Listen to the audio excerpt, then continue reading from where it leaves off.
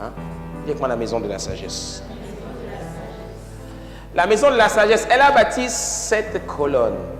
Et ce sont ces 7 colonnes-là qu'il faut comprendre. Hein?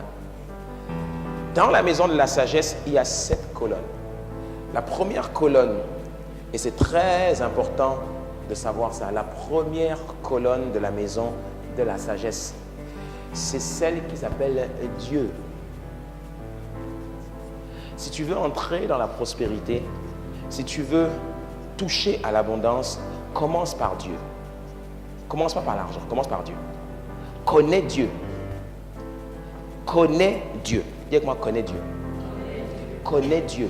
Dieu, tu le connais au travers de sa parole. Connais ce livre-là. Connais-le.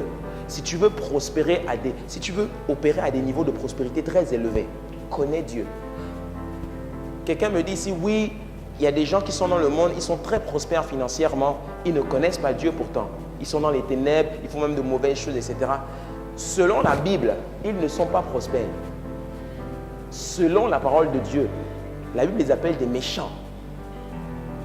Tu vois, celui qui est prospère, selon Dieu, selon la Bible, c'est celui qui a l'argent, mais qui a aussi la paix divine dans son cœur. Ce n'est pas pareil que le païen qui a de l'argent, mais qui est rongé par toutes sortes de choses et qui sait que cet argent-là, il ne l'a pas. Il manque des choses. Le talent paye.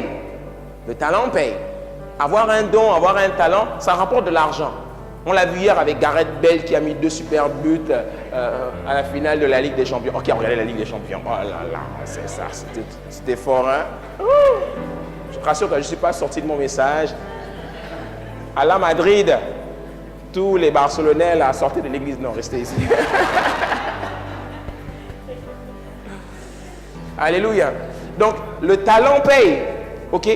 Mais le talent avec la connaissance divine, c'est mieux. Donc, la première colonne de la maison de la sagesse qui amène la prospérité, c'est Dieu.